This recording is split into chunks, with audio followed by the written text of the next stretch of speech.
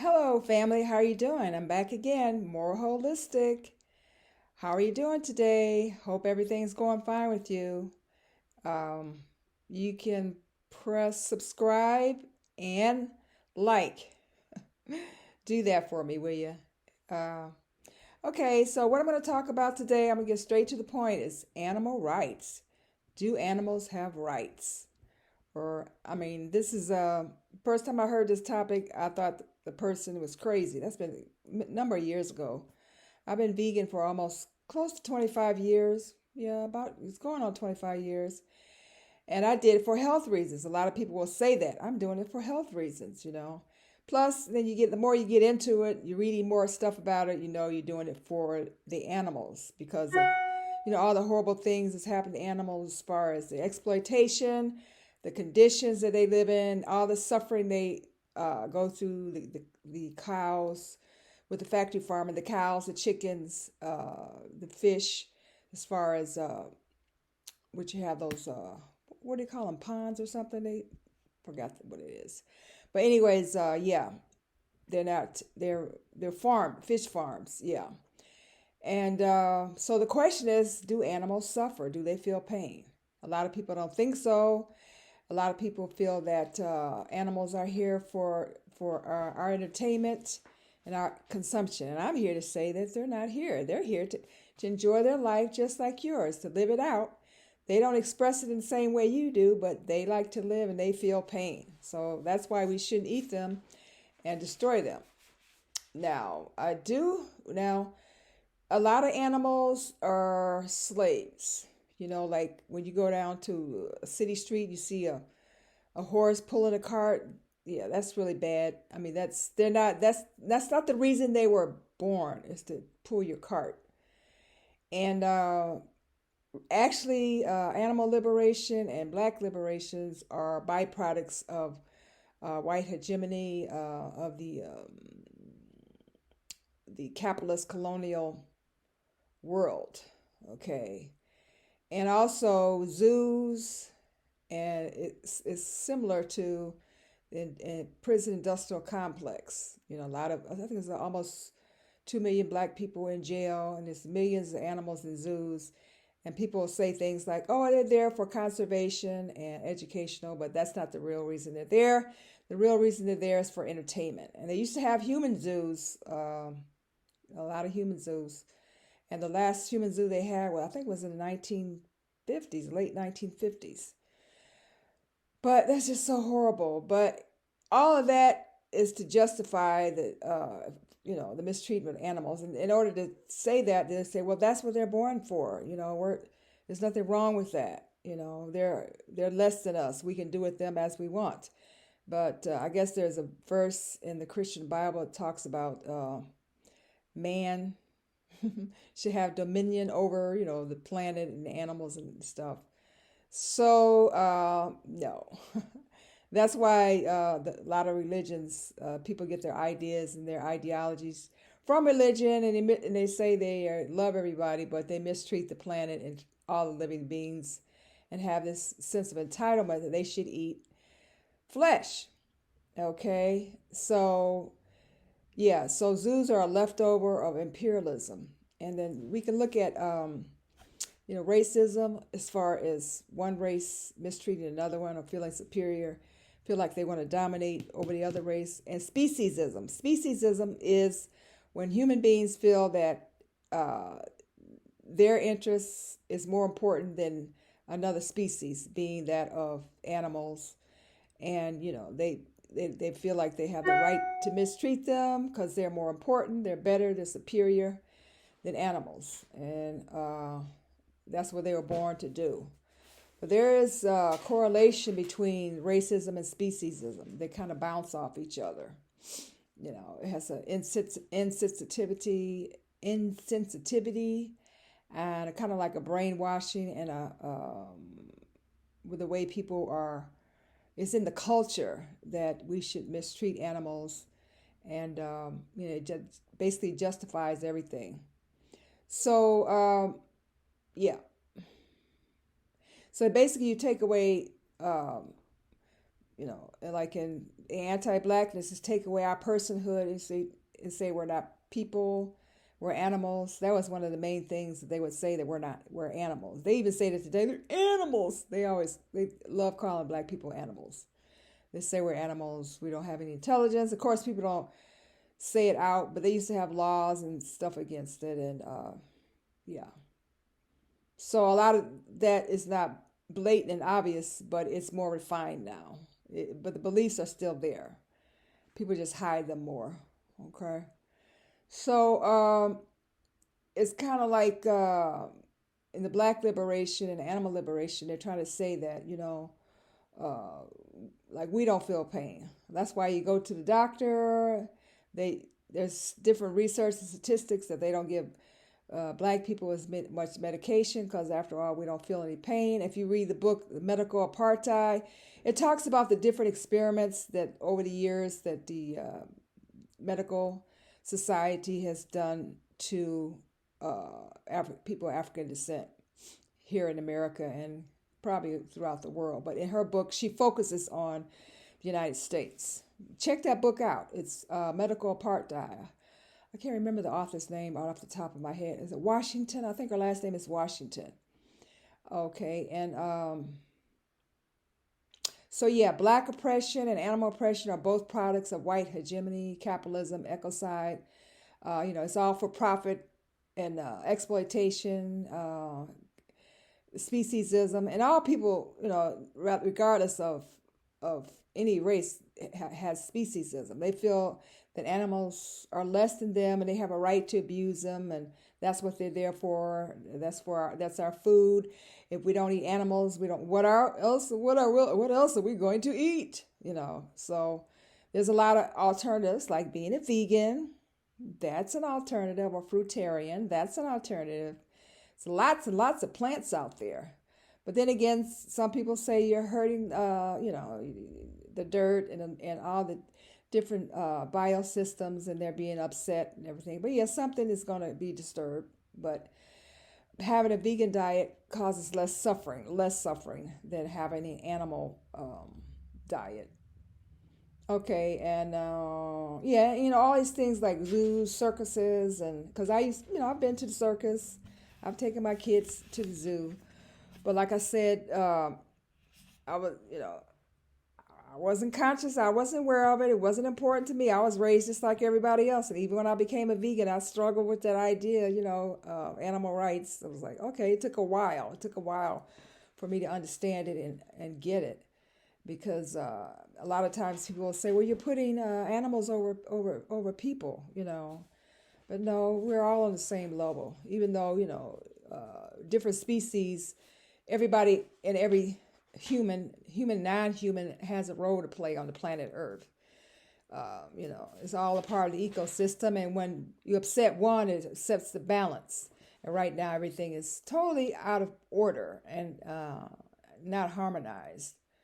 So, so animals are not there to be your slave. That's like pull your cart to do medical experiments on, for test different products out to see if people will have a reaction. No, that's not what they're there for. In order for you to take their eggs, take their milk, and then eat their flesh. That's not the reason they're there. Just like you're not here for that reason. You're not here for someone to eat you. It's the same thing for an animal. So, what is the solution to all this? Well, the solution is that people will become more aware, more conscious, and really give it some deep thought. And also there is alternatives to eating flesh, and using animal products and wearing fur and testing things on animal, because the vegan life is pretty nice. Although they've made it. Excuse me, the capitalists have made it very expensive. It's about supply and demand, and then since there is more vegan products, but they're still higher, they doesn't drive the price down. So I'm assuming that's because of capitalism. It's all about profit, and no matter what. So maybe the solution to some of that would be like food co-ops. I was looking into that, doing some research on food co-ops. So yeah, So yeah, look into that. Animal liberation. There's a book called Animal Liberation. There's a lot of books out, but I thought I would talk about that today. And what's your thoughts on it? Do you think animals suffer, feel pain? It's that we should just go on and exploit them and eat them, and they shouldn't have a normal life wherever it may be, in the woods, in the forest, or whatever. Uh, what do you think of that? About wearing leather clothes and leather items and things of that nature? I say no because, like here, I'm wearing a coat. This is not um, animal, it's fake. There's a lot of alternatives. You have fake furs, fox this, fox leather, and a lot of it looks really good. The purses and everything. Because I know when I first started off as vegan, they didn't have all that stuff. So now you can just basically get everything you want. The capitalists have made it available to us.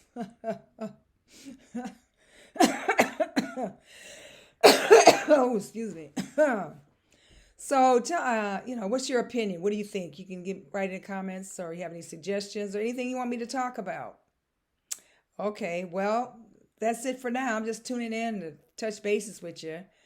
And for a better world, let's be anti-capitalism, revolutionary, pan-Africanist, radical feminists. What else? Anti-ecocide. We don't want to destroy the planet now, do we? I know, you can have a lot of money and a lot of success, but if you don't have a planet, what are you going to do? And like more people now than ever are eating meat because, the other nations are becoming more affluent, like China and everything, and different countries. So there's basically a higher demand for meat, for animal flesh. Oh my God, what is the world coming to? And all this causes global warming. A lot of people don't believe in it, but you see all this drastic weather we're having and all these, environmental spills, like, which happened a couple weeks ago with the, what is that, in Palestine, Ohio, with the railroad track. I think they had about 1,000 cars on there and 2 people mining the train. And with the strike, with the railroad strike, and they didn't really get the contracts they wanted, and the government forced them to go back to work. And now we get this. So they say they have thousands of accidents in a year, like 1,000 accidents in a year. In 1 year, you just don't hear about it. And wow. So, what everybody needs to do is become politically educated about what's really going on and get organized, and so we can stop this. Because we don't really have a choice. Either we organize and become political educated and mobilize to abolish the present dominating system, or are we going to perish? That's the road we're headed down. Now, if you agree, let me know. If you disagree, let me know. Okay, well, that's all I have to say today. Just touching bases, thinking about the animals and that they do have intelligence, they do have feelings, they do feel pain. Even fish, they have a bunch of nerves and stuff in them. They feel pain and everything.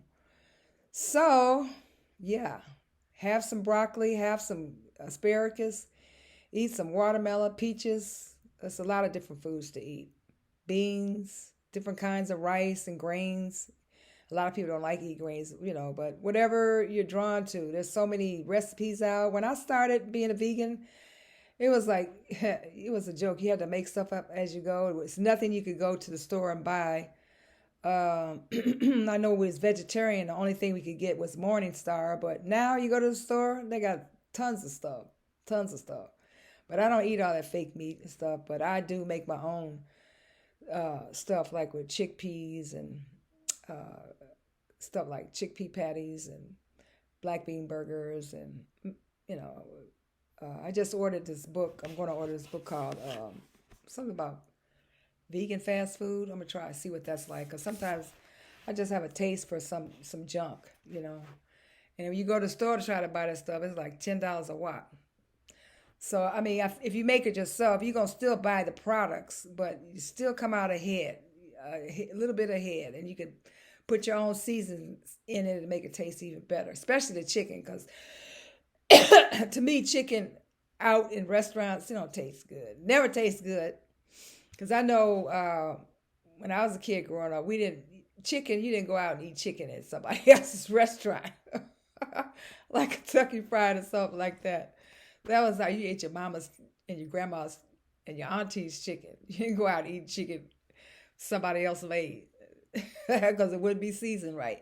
But then when Kentucky Fried, all these fast food places started, people wanted to try it and they didn't feel like, they thought it was something special and all this other stuff. Knowing that the colonel, dressed up in that slave master outfit, stole some black woman's recipe. Now, you know that. Anyways, same old story. Uh, but anyways, that's all I have to say today. So keep your head up and that's all. Hopefully I'll be back sooner. I'm not going to say when because when I say when, I'm going to try to do it once a week. That's really I'm really going to try to do it once a week. So if you guys have some ideas you want me to talk about or to research or look up something, I'm still working on my book. Right now I'm going through the editing phase and, rewrites. That's the hardest part of the book is the rewrites. And it's just like, oh. But anyways, I got some good stuff here. Wish me luck, okay? Thanks for tuning in, folks. Thanks so much. Appreciate it. I appreciate you tuning in, taking your time out of your day, and come up with some good stuff for you, okay? Thanks a lot. Eat those vegetables, and my leg is getting stronger every day. And pretty soon I'll be walking and driving, and I'll be so happy. And then what I've learned from this experience is that no matter how much money you have or how you succeed in your business or you're in the outside world, move up the corporate ladder, or how much money you make or whatever, the main thing, if you don't have community, you have nothing. And when I say community, I don't mean a community of like religious folks or depending on what the religion is. But I mean a community of revolutionary people to have the same ideology as you. Because a lot of times you'll be with people and you just be you don't have anything in common with them. They're not conscious, not aware of what's going on, and they do have awareness, but you're not really gonna learn nothing. You know what I mean? Be around the people, and when you are around people, and you're the smartest person, then that's bad. You got to have people that's really intelligent and really studying and reading a wide range of things and keeping up with current events and things like that. It helps me to grow, and same for you. You'll grow, and then you'll become more involved in the world because we've all been indoctrinated, no matter what race, creed, or color, or whatever your gender is, whatever your race is, or your class you belong in. We all have been indoctrinated in order for the capitalist system to exploit us. We have been indoctrinated and they push this individualism off on us, so we just care about ourselves. And it's happened to me. I'm caring about myself, don't care about nobody else. I done been through all of that. So, that's how we're taught. We're taught that. And some of it's subliminal, some of it's, through just it's a part of the culture. Anyways, that's where I am now. And hey, glad I could talk to you. I'm glad you gave me some of your time, and have a wonderful day, whatever time of day it is, a wonderful night, evening, afternoon, evening. And remember, we're all connected with nature. We're a part of nature. Nature's a part of us. And that's why we shouldn't abuse nature, because when you abuse nature and animals and the non-human entities like, even the soil and the little seafood and sharks and oysters and lobsters, and you're hurting yourself too. You're hurting the polar bears, the ice caps are melting, the climate's changing. We all are, take a part, but I'm not blaming on you, because the main culprit is capitalism and the multinational corporations that's doing all the polluting and all the exploitation and cutting down the forest. So our part is that we have to become aware of it and read up on it and study and discuss it and debate it and organize it and stop it and resist, and yeah, have a brand new system where everybody can have the wealth can be redistributed to everyone, so no one can be without a home, without food, without clothing, without shelter, without education, without health care. That's a human right. And the same for the animals. They have a right as a living entity to enjoy their time on the space, whether it's 10 years or 20 years. I think they say cows normally live about 20 years, but when they be in those dairy farms, maybe they live a year or two. That's a big difference, y'all. That's a big, big difference. Well, anyway, thank you for tuning in. I'm going to go now. Take care. More holistic. Give me a thumbs up, share, whatever you can do, and keep tuning in. And I promise I'm going to be better. Okay? I promise I'm going to be better. I'm going to be better. I'm trying. I'm trying. Let me get a better camera too and a better everything. But anyways, all right. Thank you.